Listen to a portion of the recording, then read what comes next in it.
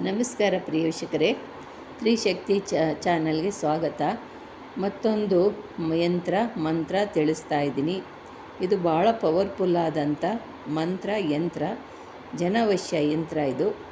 ಇದು ಜನವಶ್ಯ ಅಂದರೆ ಎಲ್ಲದಕ್ಕೂ ಜನವಶ್ಯ ಬೇಕು. ದೇವಸ್ಥಾನದಲ್ಲಿ ಜನವಶ್ಯ ಬೇಕು, ವ್ಯಾಪಾರ ಮಾಡೋ ಜಾಗದಲ್ಲಿ ಜನವಶ್ಯ ಬೇಕು, ಮತ್ತು ನೀವು ರಿಯಲ್ ಎಸ್ಟೇಟ್ ಮಾಡೋ ಸ್ಥಳದಲ್ಲಿ ಜನವಶ್ಯ ಬೇಕು. ಏನೇ ವ್ಯವಹಾರ ಮಾಡೋ ಅಂಥವ್ರಿಗೆ ಈ ಜನವಶ್ಯ ಬೇಕೇ ಬೇಕು. ಅಂಥವರು ಜನವಶ್ಯ ಮಾಡಿಕೊಳ್ಬೇಕಾದ್ರೆ ಒಂದು ಒಳ್ಳೆಯ ದಿನದಲ್ಲಿ, ಒಂದು ಅಮಾವಾಸ್ಯೆ, ಹುಣ್ಣಿಮೆ, ಇಲ್ಲ ಚಂದ್ರಗ್ರಹಣ, ಸೂರ್ಯಗ್ರಹಣದಲ್ಲಿ, ಇಲ್ಲ ಭಾನುವಾರ, ಗುರುವಾರದಲ್ಲಿ ಈ ಯಂತ್ರನ ಸಿದ್ಧಿ ಮಾಡಬೇಕು. ಸಿದ್ಧಿ ಮಾಡಿಕೊಂಡು ಈ ಮಂತ್ರನ ನೀವು ಒಂದು ಒಳ್ಳೆಯ ದಿವಸ ಇದನ್ನು ಬುರ್ಜ್ ಪತ್ರ ಮೇಲೆ ನೀವು ಈ ಯಂತ್ರನ ಬರಿಬೇಕು. ಯಂತ್ರನ ಬರೆದು ಅದಕ್ಕೆ ಧೂಪ ದೀಪ ನೈವೇದ್ಯಗಳನ್ನೆಲ್ಲ ಕೊಟ್ಟು ನೀವು ಅದಕ್ಕೆ ಪ್ರಾಣ ಪ್ರತಿಷ್ಠೆ ಮಾಡಬೇಕು. ಈ ಯಂತ್ರನ ಬರೆಯೋದು ಯಾವುದರಲ್ಲಿ ಅನ್ನೋದು ತಿಳಿಸ್ತೀನಿ ನಿಮಗೆ. ಒಂದು ಬುರ್ಜ್ ಪತ್ರೆಯಲ್ಲಿ ತಗೋಬೇಕು. ಬುರ್ಜ್ ಪತ್ರೆಯಲ್ಲಿ ಬರಿಬೇಕಾದ್ರೆ ನಿಮ್ಮ ರಕ್ತದಿಂದ ಈ ಯಂತ್ರ ಬರಿಬೇಕು. ನಿಮ್ಮ ರಕ್ತದಿಂದ ಈ ಯಂತ್ರನ ಬರೆದು ನೀವು ಯಾರನ್ನ ವಶ ಮಾಡ್ಕೋಬೇಕೋ, ಇಲ್ಲ ಸರ್ವ ಜನ ವಶ ಮಾಡ್ಕೋಬೇಕು, ಇಲ್ಲ ಸ್ತ್ರೀನ ವಶ ಮಾಡ್ಕೋಬೇಕು, ಪುರುಷನ ವಶ ಮಾಡ್ಕೋಬೇಕು, ಯಾರನ್ನ ವಶ ಇಲ್ಲ ಸರ್ವ ಜನಗಳನ್ನ ವಶ ಮಾಡ್ಕೋಬೇಕು. ಇದನ್ನು ನೀವು ಇಲ್ಲಿ ಬರಿಬೇಕು. ಬರೆದು ಯಾರನ್ನೂ ವಶ ಮಾಡ್ಕೊಳ್ಬೇಕಿರೋದು ಅವ್ರ ಹೆಸರನ್ನ ನೀವು ಬರಿಬೇಕಿಲ್ಲಿ. ನೀವು ಯಾರನ್ನ ವಶ ಮಾಡ್ಕೊಳ್ತೀರೋ, ಗಂಡನ, ಹೆಂಡ್ತಿನೋ, ಮಕ್ಕಳನ್ನ ಯಾರು ಇರ್ತಾರೋ ಅವ್ರನ್ನ ಈ ಬ್ರ್ಯಾಕೆಟ್ನಲ್ಲಿ ನೀವು ಅವ್ರ ಹೆಸರು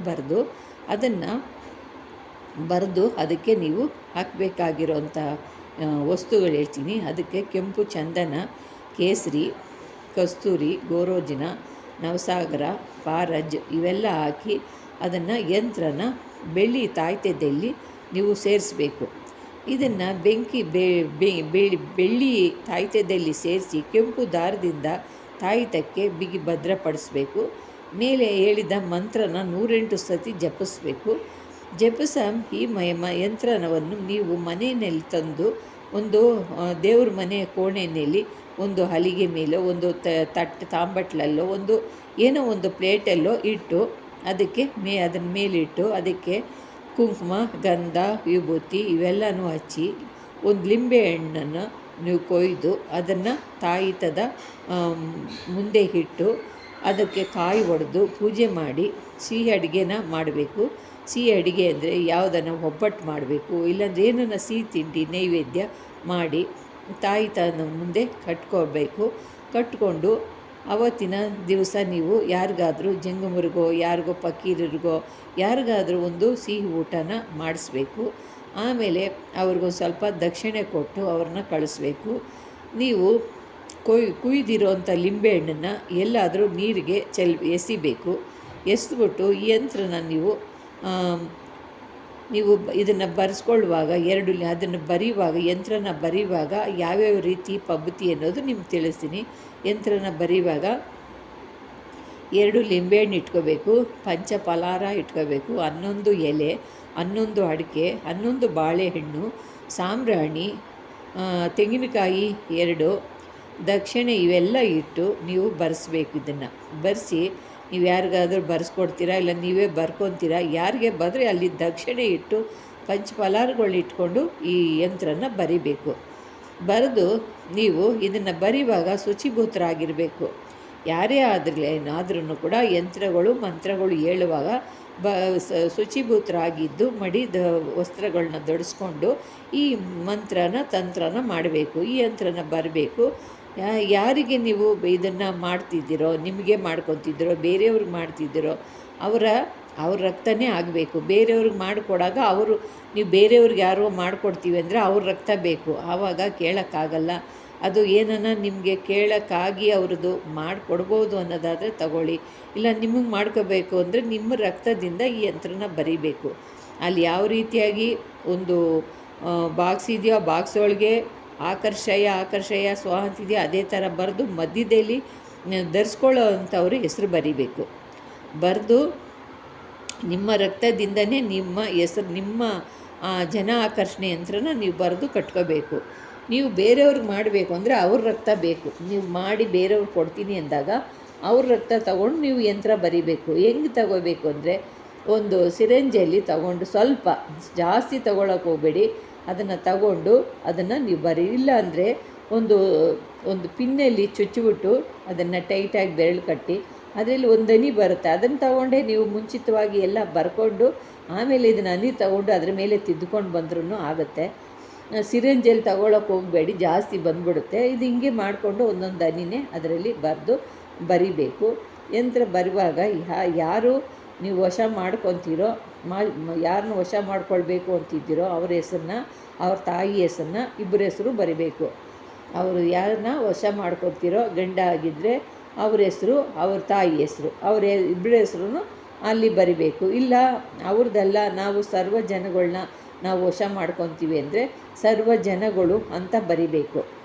ನಿಮಗೆ ಸರ್ವ ಜನಗಳು ವಶವಾಗಬೇಕು, ಸರ್ವ ಜನಗಳು ಆಕರ್ಷಣೆ ಆಗಬೇಕು, ವ್ಯಾಪಾರ ಆಗಬೇಕು, ಅಂಗಡಿನಲ್ಲಿ ವ್ಯಾಪಾರ ಆಗಬೇಕು, ಬಿಸ್ನೆಸ್ ಆಗಬೇಕು, ದೇವಸ್ಥಾನದಲ್ಲಿ ಜನ ಬರಬೇಕು ಅಂದರೆ ಸರ್ವ ಜನಗಳು ಅಂತ ಬರಿಬೇಕು. ಆಮೇಲೆ ತಾಯಿತನ ನೀವು ಅದನ್ನು ಅದರ ಬ್ರ್ಯಾಕೆಟ್ನಲ್ಲಿ ಬರೆದುಬಿಟ್ಟು ಅವ್ರ ತಾಯಿ ಹೆಸರು, ನಿಮ್ಮ ನೀವು ಕಟ್ಕೊಳ್ಳೋರು ಅವ್ರ ತಾಯಿ ಹೆಸರು ಬರೆದು ಅವ್ರ ಹೆಸರು ಇಬ್ಬರದು ಹೇಳಿ ಬರ್ಕೊಂಡು ಇದನ್ನಲ್ಲಿ ನೀವು ಅದನ್ನು ದಾರದಲ್ಲಿ ನೀವು ಕಟ್ಕೋಬೇಕು. ಆಮೇಲೆ ಇನ್ನು ಮತ್ತೆ ನಿಮ್ಮ ವೈರಿ, ಯಾರೇ ವೈರಿ ಆಗಿ ನಿಮ್ಮನ್ನು ನೋಡ್ತಾ ಇದ್ದರೆ ಅವನು ಸಿಡಿ ಅಂತ ಇರ್ತಾನೆ, ನಿಮಗೆ ತೊಂದರೆ ಮೇಲೆ ತೊಂದರೆ ಕೊಡ್ತಾ ಇರ್ತಾನೆ, ಅವನಿಂದ ನಿಮಗೆ ತುಂಬ ತೊಂದರೆ ಆಗ್ತಿರುತ್ತೆ. ಅಂಥವನ್ನ ನೀವು ವಶ ಮಾಡ್ಕೋಬೇಕು ಅಂದರೆ ಆ ವೈರಿನ ಹೆಸರನ್ನ ಬರಿಬೇಕು.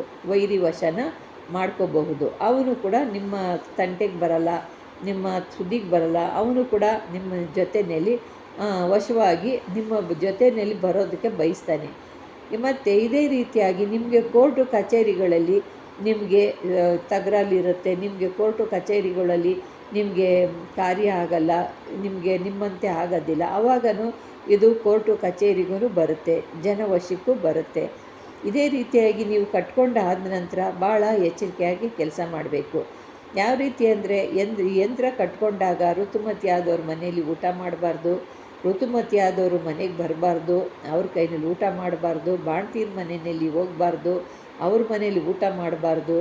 ಮತ್ತು ಮನೆಯಲ್ಲಿ ಯಾವುದೇ ಒಂದು ಸಾವು ಸಂದರ್ಭ ಆಗಿದೆ ಅಂತ ಅವ್ರ ಮನೆಗೆ ಹೋಗಬಾರ್ದು.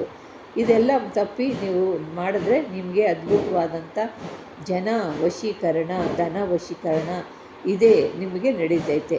ವ್ಯಾಪಾರ ಮಾಡೋರಿಗಂತೂ ಅದ್ಭುತವಾದಂಥ ಒಂದು ಇದು ವರ ಕೊಟ್ಟದ್ದಂಥದ್ದು ಇರುತ್ತೆ.